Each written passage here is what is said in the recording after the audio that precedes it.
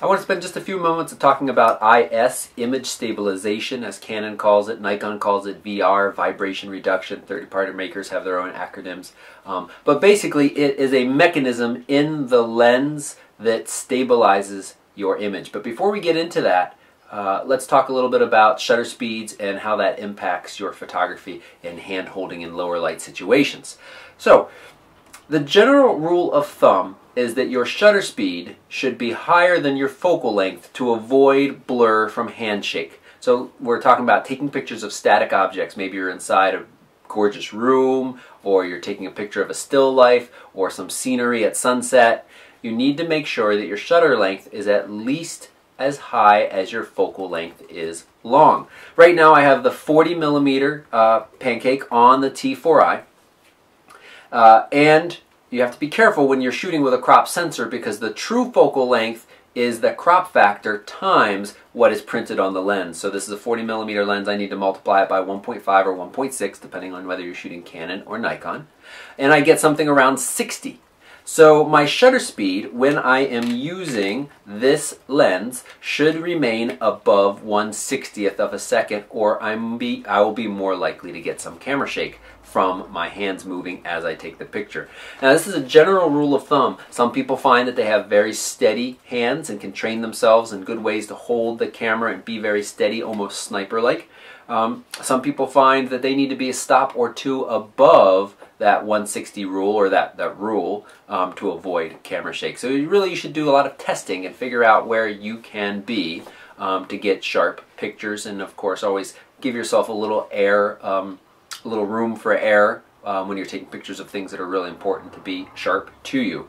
Now, how IS impacts this. Somebody asked me the other day, because on the new 18-55 STM lens, which I've just talked about the other night, they said, well, what does 4 stops of IS mean? There's no change between the new 18-55 STM and the old 18-55. They are IS lenses. They have a little stabilizer on or off switch, and as I said at the beginning here, basically there's a little gyroscope in here that is correcting for your movements in real time. It's quite amazing, really. What does 4-stop IS mean? That means that you can now break that hand-hold rule by as much as 4 stops. Again, your mileage may vary, you need to practice with this, but that means that if I was shooting at 40 with this lens, so without IS on, if I switched it off, I should still be about that 1/60th of a second. Now, if I turn IS on, I should be able to take a sharp picture 4 stops slower shutter speed. What are 4 stops? You have to have your shutter speed each time to get your stops. So 1/60th goes to 1/30th. That's 1 stop. 1/30th to 1/15th. That's 2 stops. 1/15th to 1/8, 1/6, 1/7 would be close, but somewhere between those two you can see that it's not precise. And then you have that again, 1/4. So according to Canon, you should be able to take a sharp image handheld 4 stops slower, in this case going from 1/60th all the way down to 1/4 of a second, which is pretty impressive.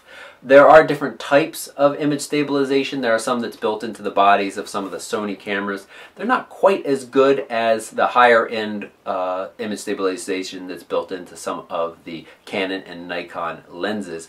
A good example is the new 24-70 f4 and the gorgeous 100mm L macro from Canon. Both of those offer a hybrid image stabilization system, which is the newest generation and is quite good. I believe they still only say 4 stops as well, but it is a really good 4 stops, whereas with this lens, I think 4 stops is a little bit of a marketing push, and your true results are probably going to be a little bit less than that.